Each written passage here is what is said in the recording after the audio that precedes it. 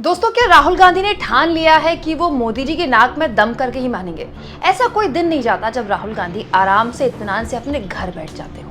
हर दिन कहीं ना कहीं किसी ना किसी कम्युनिटी से या कोई ऐसे इंसान से मिलने चले जाते हैं जो इस देश में उस वर्ग का हिस्सा है जिसकी कोई सुनने वाला नहीं है, जिस तक टेलीविजन चैनल्स के माइक नहीं पहुंचते, नहीं था तो क्या ही पहुंचेंगे। राहुल गांधी इस बार अचानक एक कैब ड्राइवर के पास पहुंच गए।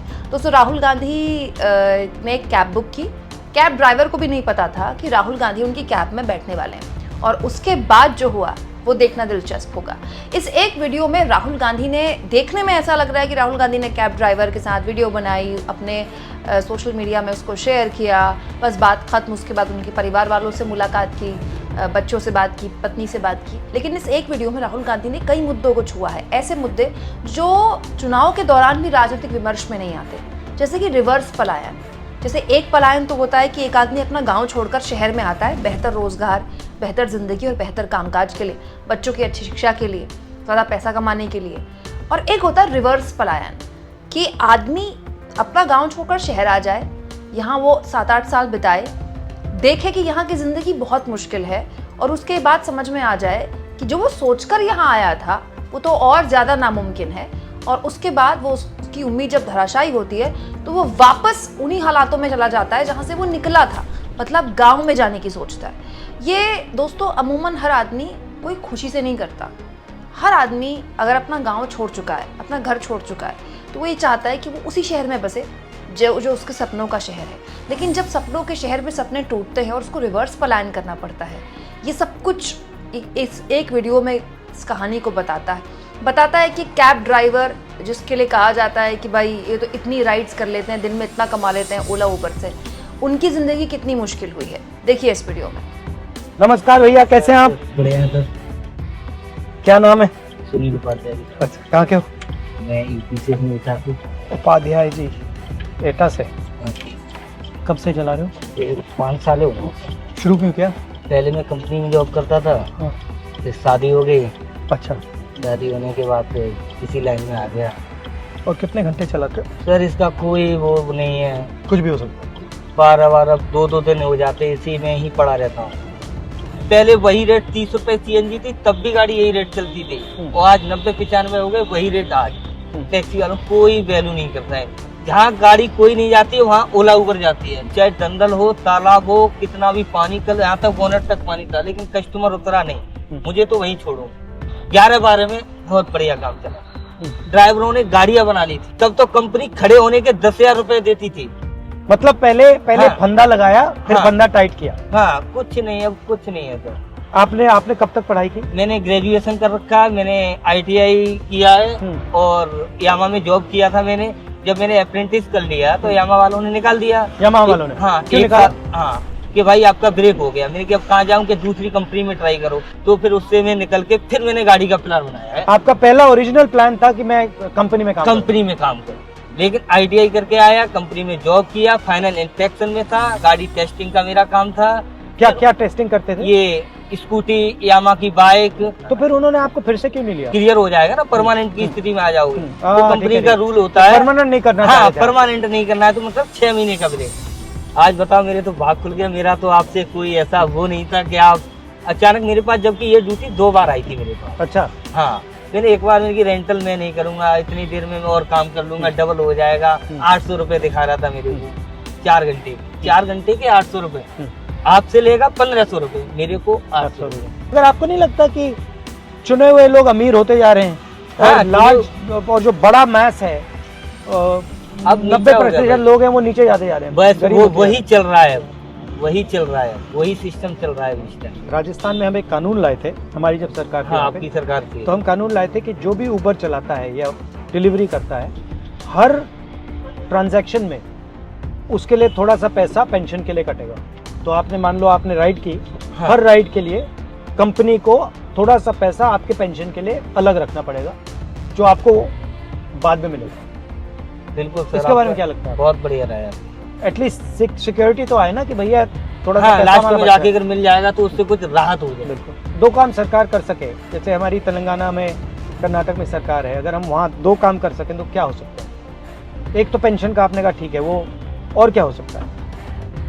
एक तो इनका रेट सही किया जाए, रेट ठीक किया गया। हाँ रेट मतलब इनका पूरा वो निकाल के कैलकुलेशन करने के बाद इनका ये लिखा वाकई में इनको कुछ बच रहा है कि वैसे ही रो रहे हैं। मतलब मिनिमम वेज होना है, हाँ, कम से कम हाँ wage हो। कम से कम जिंदा तो बने रहे हैं ये। जिसने गाड़ियां लेनी ना सर किस्तें नहीं डाल पा रहे हैं, ये कंडीशन। सारे टैक्सी वाले रो रहे हैं इस टाइम, कोई सुनने के लिए तैयार नहीं। सपने में भी नहीं सोचा था, सिर्फ टीवी पे देखा था। आज देख के धन मैं जब समझदार हुआ था, सबसे पहले जब वोटिंग लाइव हुआ था तो पहला वोट मेरा कांग्रेस के लिए गया। तब मैं ये पार्टी नहीं जानता था, क्योंकि तब लोग करते थे ना सारा काम। ये वोटिंग कांग्रेस थी ना पहले उस समय।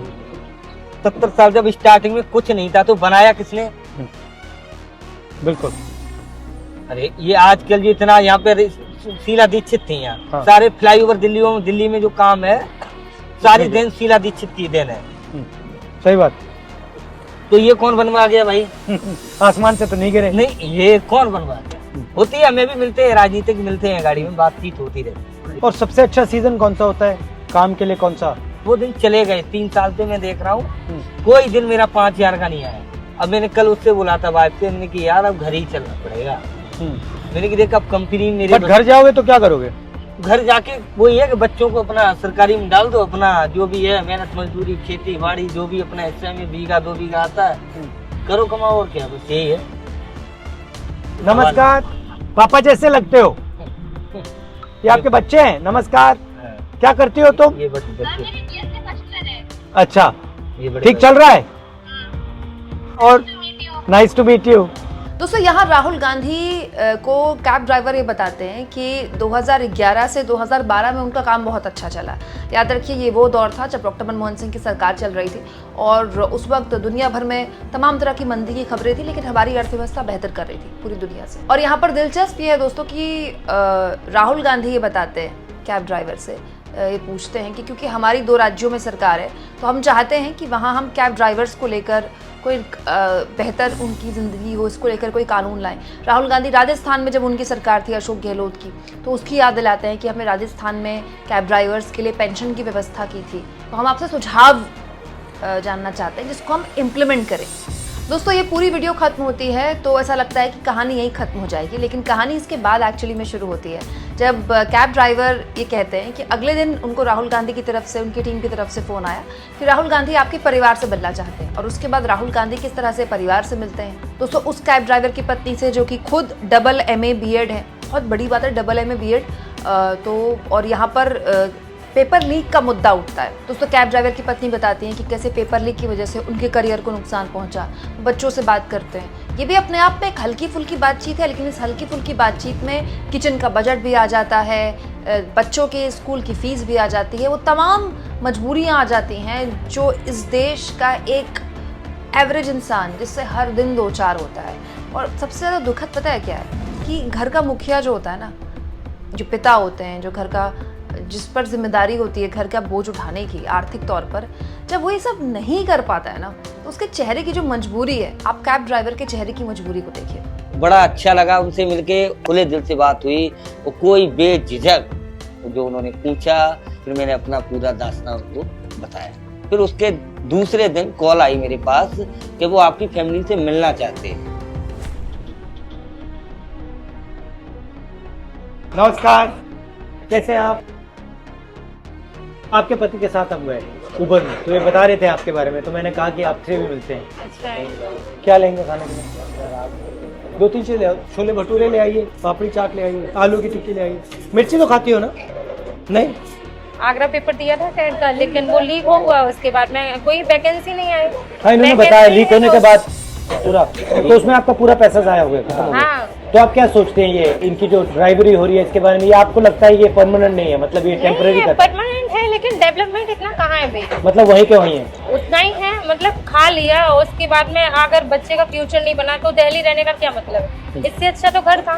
कल से परेशान, सुबह ही जल्दी उठ के बोली कि सबसे मिलने जाना है, जल्दी रेडी हो जाओ तुरंत सुबह। हम लोग अभी बोल रही है, फिर नहीं बोलेगी इतना। न्यूज पे देखती है? हाँ, न्यूज पे देखती। अब तो बिल्कुल शर्मा रही हो। हाँ? मेरे साथ थोड़ी शर्माना है तुम्हें। आपको आप लेके बोल रही थी, आपका कहाँ से रही थी? मैंने ये बोल दिया ना, क्योंकि सब बोल रहे थे बहुत क्यूट है, तो न्यूज तो कह रही देखते हैं। क्यूट बोल रहे। बड़ी होके क्या करोगे? पढ़ाई बड़े करने होकर पढ़ाई थोड़ी करोगी, पढ़ाई तो नहीं, छोटी पढ़ाई होगी तब करने के करोगी। बाद क्या बनना है आपको? बनना पढ़ाई क्या करने है? के बाद क्या होगा? किस प्रकार के डॉक्टर? दिल के, दिमाग के, हड्डी दिमाग के? दिमाग के। हाँ। और आपका क्या प्लान है? कौन सा सब्जेक्ट मुश्किल लगता है? मैथ। और अच्छा कौन सा लगता है? बाकी सब। आप भी यूपी के हैं? हाँ। कानपुर से हूँ सर मैं, कानपुर, लेकिन मैरिज मेरी एटा में हो गई तो मैं एटा शिफ्ट हो गई। एटा कैसी जगह है? ठीक है सर, डिस्ट्रिक्ट है तो ठीक ही है, लेकिन बस वही है कि सबसे पहले आपको क्या लगा जब आपने दिल्ली देखी पहली बार? कुछ नहीं लगा, बस फिर तो अपने घर की याद आती है यहाँ। आपसे मुलाकात हो गई, इतना क्या कम था। कर्नाटक में और तेलंगाना में उबर ड्राइवर्स के लिए कानून बना रहे हैं, तो मैं थोड़ा समझना चाहता था कि इनको मुश्किलें क्या हैं, क्या क्या चाहते हैं। तो फिर मैंने सोचा कि अगर इनसे बात करना हो तो जो आप लोग इन पर डिपेंडेंट हो तो आपसे भी बात कर लूँ। 24 घंटे हो जाते हैं, ना खाने का सिस्टम ना सोने का, वही है 24 घंटे होने के बाद तो फिर ऐसा ही होता है। टेंशन रहता है।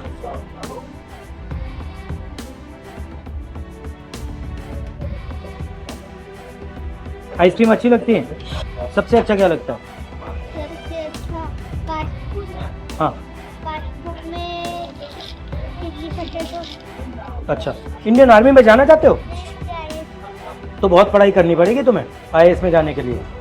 घर का जो खर्चा था उसका ब्रेकडाउन क्या है? कितना पैसा कहाँ जाता है? एजुकेशन है सर इसकी, क्योंकि अभी यही एजुकेशन कर रहा है, क्योंकि वो तो नहीं हो पाया छोटी है इसका। नहीं, छोटी तो नहीं है, एज हो गई करने के लिए, लेकिन नहीं हो पा रहा है। इनकी मंथली लगभग में 3.5 के समथिंग फीस, फिर रेंट पर पोर्शन है तो सर उसका लगभग में 8 के समथिंग पड़ता है, लाइट वगैरह, और उसके बाद में सर राशन है किचन का, लगभग में पड़ जाता है 7-8 का समथिंग, क्योंकि हर चीज़ पे तो रेट इतने हाई है। जब तक कोई फ्यूचर नहीं होगा तो क्या होगा सर? ना तो इनका दिख रहा है ना हमारा दिख रहा है। तो ज़्यादा खा लिया? आज इनको भी भरोसा हो गया। इन्होंने सोचा कि ये झूठ बोल रहा है। वही ऐसे ही बोल रहा है। हाँ सर, पिक वगैरह डाली थी ना, तो मतलब एकदम देखा तो हमने कहा हमने यार आपने पिक किसके साथ सेंड करी है, अब मतलब किसी को क्लिक की बोलते है। भी है, अच्छा तुम ही एक अनोखे रह गए, तुम्हारी गाड़ी रह गई। दोस्तों इस एक वीडियो में बहुत सी चीज़ें कही गई, बहुत सी बातें कही गई, लेकिन मुझे ऐसा लगता है कि राहुल गांधी की एक श्रृंखला है जो भारत जोड़ो यात्रा के बाद से शुरू हुई और चुनाव के बाद भी खत्म नहीं हुई है। अभी राहुल गांधी ठीक चुनाव के बाद से ही कई कम्युनिटी से मिल चुके हैं, वो कूलियों से मिल चुके हैं, वो श्रमिकों से मिल चुके हैं, वो दिहाड़ी मजदूरों से मिल चुके हैं। इसके अलावा वो सुल्तानपुर में एक कोर्ट में किसी सुनवाई के लिए जाते हैं तो वहाँ वो रास्ते में जूता चप्पल के कारीगर से मिल चुके हैं। आप लगातार देखिए, मतलब ये जो सिलसिला ये ख़त्म ही नहीं हो रहा है। लगातार राहुल गांधी विमर्श कर रहे हैं, लगातार राहुल गांधी लोगों से बात कर रहे हैं और उन लोगों से बात कर रहे हैं जिनकी अपनी कम्युनिटी है। जैसा कि मैंने आपको उस वक्त भी कहा था दोस्तों, जब जूता चप्पल सिलने वाले किसी शख्स से राहुल गांधी मिलते हैं और मिलने के बाद उनको एक मशीन भेंट करते हैं, फिर वो उनके लिए जूता सिल के वापस से भेजते हैं और वो उनके लिए थैंक यू बोलते हैं और राहुल गांधी उस जूते को पहनते हैं, तो यकीन मानिए ये जितना भी जूता चप्पल सिलने वाली कम्युनिटी है पूरे देश में और हर जगह है, महंगी से महंगी सोसाइटी के बाहर आपको ऐसा कोई मिल जाएगा जो अपने छोटे से कमज़ोर से टेंट लगाकर ये काम करने की कोशिश कर रहा है, अपना पेट पालने की कोशिश कर रहा है। उन तमाम लोगों को राहुल गांधी एक सिरे में पिरो देते हैं।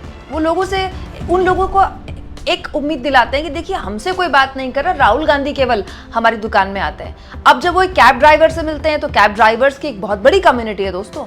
हमारे देश में जो बड़े शहर के अलावा Tier 2 सिटीज़ हैं वहाँ भी कैब ड्राइवर्स एक बहुत बड़ी कम्युनिटी है और इन कैब ड्राइवर्स ने ना केवल ज़िंदगी आसान की है बल्कि एक पूरा कम्युनिकेशन का जो नेटवर्क है वो बदल दिया है। ये बात सही है कि जब उबर ओला हमारी मार्केट में आई थी तो इन कैब ड्राइवर्स को बहुत आमदनी हुई। मैंने भी कई कैब ड्राइवर्स से बात की तो वो यही बताते हैं कि शुरू में तो इतना पैसा कमाया कि सबने अपनी अपनी गाड़ी डाल ली, गाड़ी खरीद ली, लेकिन अब उसी गाड़ी की किस्तें निकालना मुश्किल है।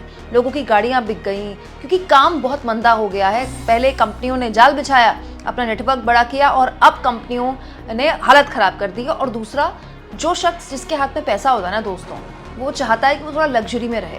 जब आदमी अच्छा पैसा कमाता है तो वो ऑटो से कैब में आता है, लेकिन जब उसकी नौकरी चली जाती है, हाथ से पैसा कम हो जाता है, उसको अपने खर्चे कम करने होते हैं तो वो कैब से न केवल ऑटो में आ जाता है बल्कि ऑटो से बस में भी आ सकता है।